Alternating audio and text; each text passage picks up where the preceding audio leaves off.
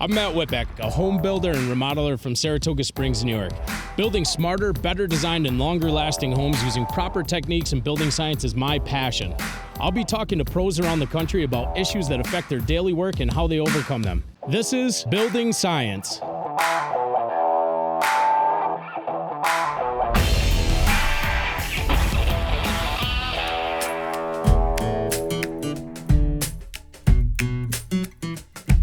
Hey, so we're out here in Seattle this week.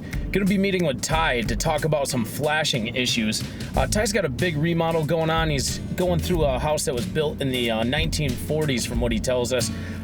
He's gonna be installing a new kitchen window and repairing some deck flashing. A lot of these older houses, if they had any type of WRB on them, it was usually like a rosin paper or a tar paper, and then the windows were installed, usually made single pane windows, counterweights in them, all that stuff. I'm sure anybody who's done remodels is pretty familiar with this stuff. So when you're going in and replacing these with a new construction window, something with a flange on them, the flashing is just such a really big deal. Windows are such an expensive part of construction, both in new homes and remodels. And really with cents on the dollar and the right technique, using the right type of flashings, the right fasteners, and the right detail and overlapping these things correctly is just invaluable.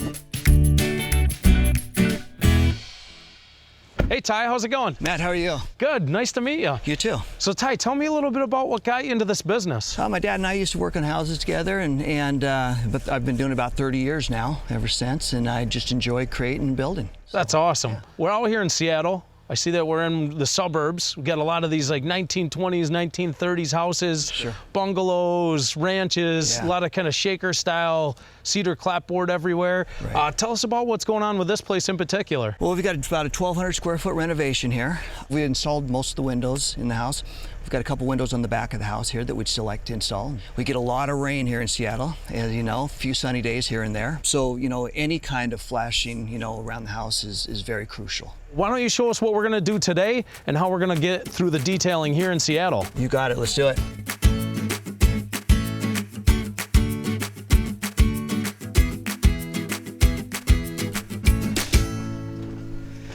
So Matt, as you saw on the other side of the house, we've installed our WRB house wrap. We used our cap stapler to install this. We've also, around the cutout for the window, we've actually just used a regular stapler.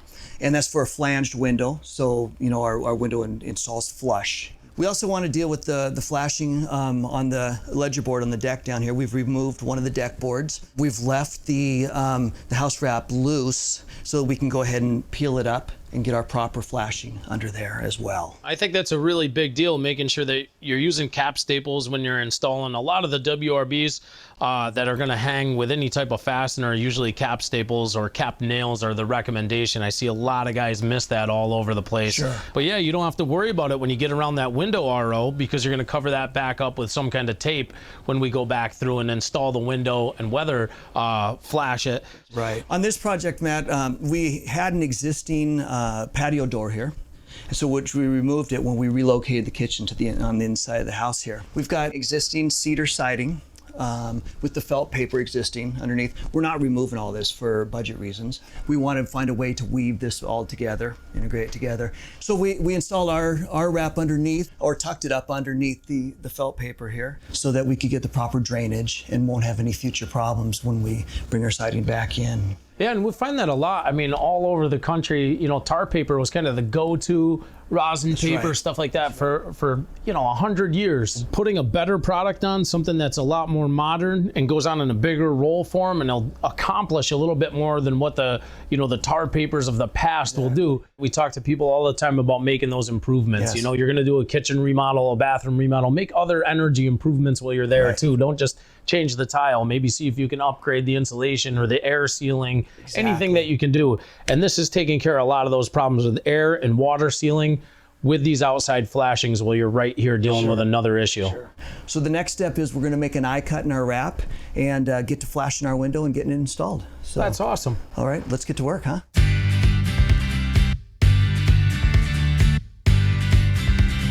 So Ty, now that you got your eye cut done on your WRB, what's the next step? We're going to want to install our Sill flashing stick product. What we want to do is cut that about 8 inches wider than our rough opening. And then we're going to pull our WRB into the interior. We're going to cut it off, and then we're going to tape it to the interior studs here. We're also, WRB will cut at a 45-degree angle up here, pulling it out of the way so that we can continue to flash the top of the window, the head, and as well as to install the window. All right, let's get it done. Let's do it.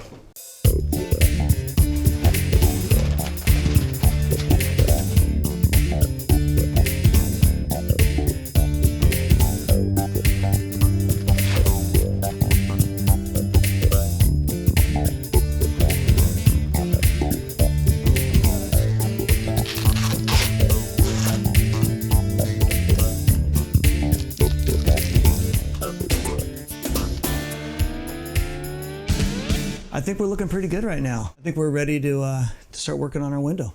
Let's get it installed. Let's do it.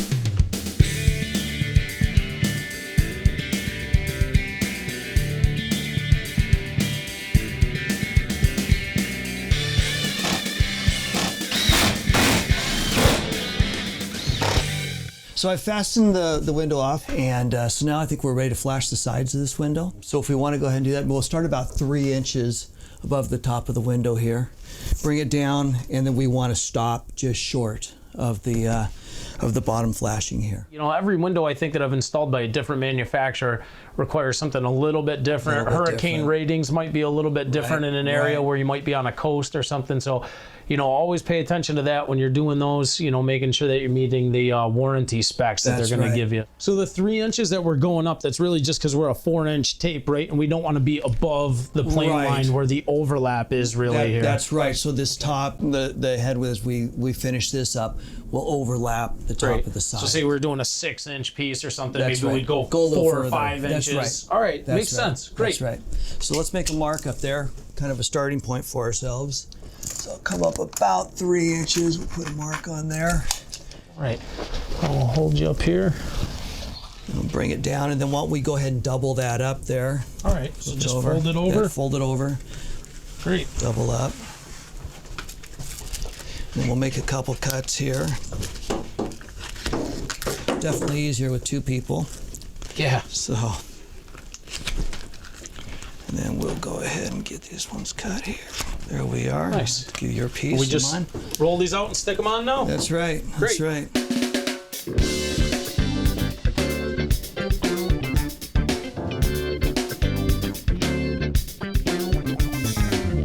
Looks good. Now over the top, right?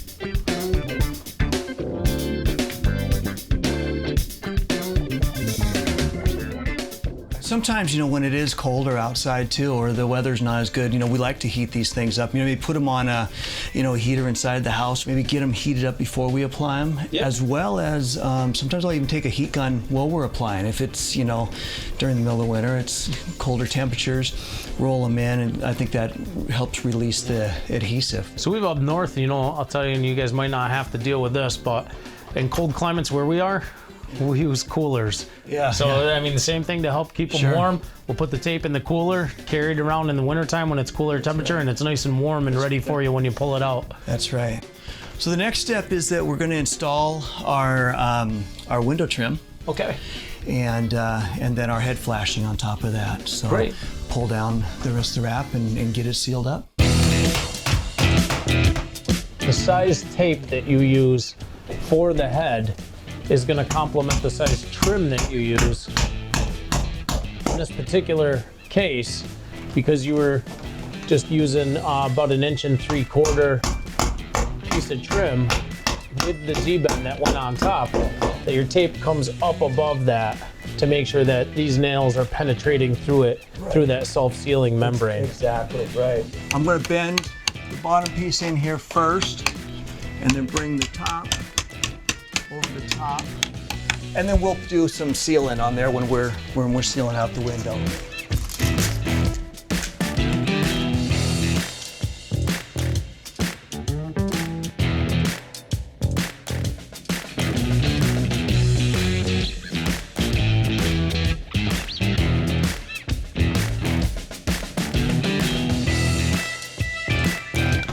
And then there again, we're going to want to use our J roller to just make sure we have real good adhesion. That's pretty good. I'd be really confident that any water that's going to get on this is going to find its way back to the surface. That's right. You know, if it doesn't do it on that layer, it's definitely going to do it on the next one down where the rubberization comes over the flange. That's right. So we've started at the top, working our way down. I guess the next step is to make sure we take care of the deck ledger flashing, right? Let's grab some parts. So I've got my 1.5 inch Z-bar flashing. It's got 2 inches. It goes up the wall. And what we want it to do is we want it to sit over this ledger board.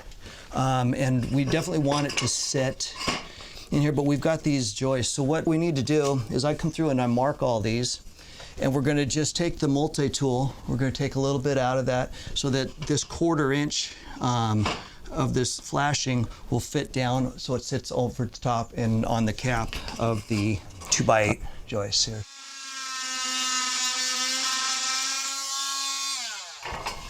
Let's see how that fits. I want to bring it down to the right down there a bit. Yeah, all the way down there, let go there. Probably clip this out a couple inches here maybe. That'll give us room to fold it around the edge of this wall, definitely underneath.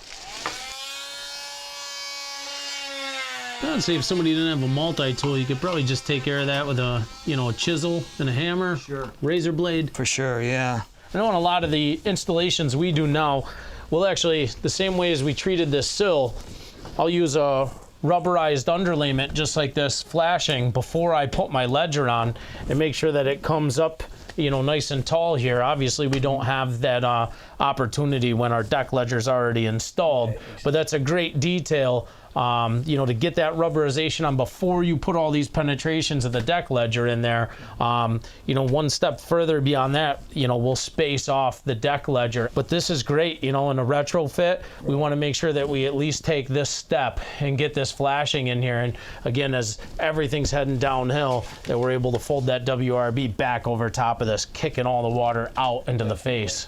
Now we definitely want to make sure that this flashing does not tip backwards. Yes. And that's what kind of a common mistake that I see. Then it holds water back. So I typically make sure that we get this thing up when we nail it. And sometimes, like I say, I'll turn this over, I'll kind of flex the metal a bit so it has a little bit of a natural angle on it before we nail the product on.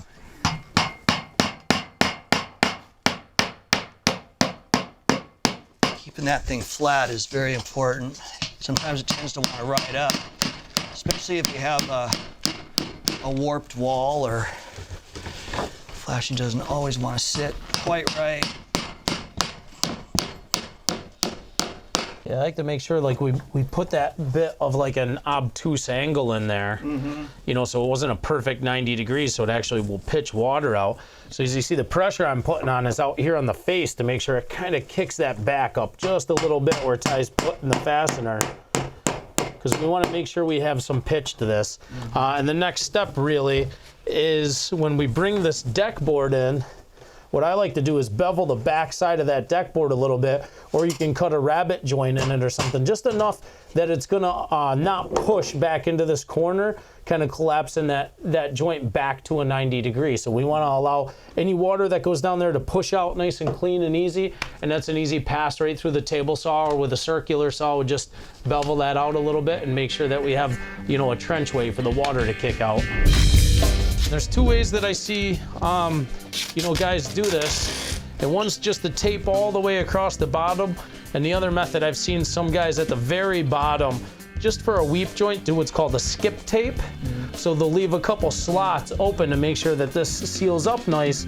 But in a few places, if the water does get behind anywhere, it's got a place to weep out. Sure. That they'll just leave a couple slots open. Yeah. I think in this particular case, we're a little bit more worried about air intrusion. Right. So we're gonna tape this thing right Tape off. the whole thing. Great.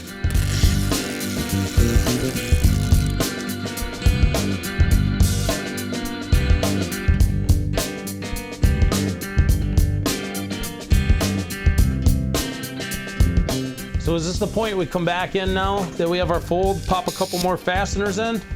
Yeah.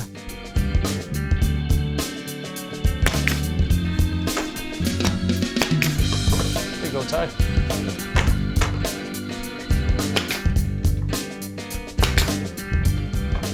All right, I think that's pretty much it for now. I mean, you got a couple more pieces to get in here as you get around the corner and finish off, you know, the rest of your decking around the door and everything. But what a phenomenal detail to make sure that, again, you're heading downhill, overlapping everything correctly.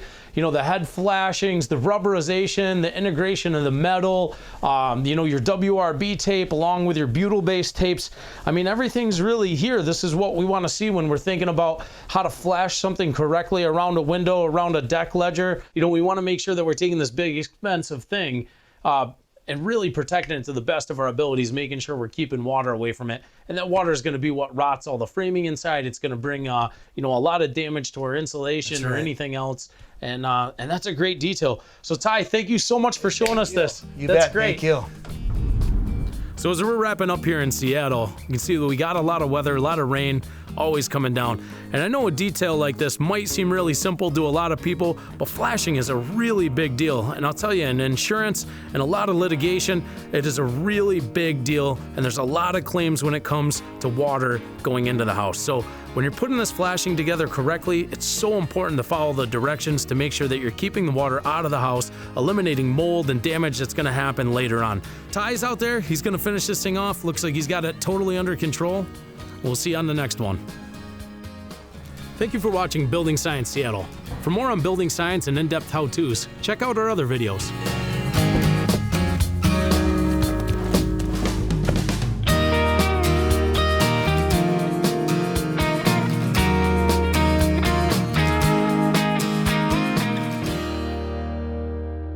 This demonstration is intended for professionals only.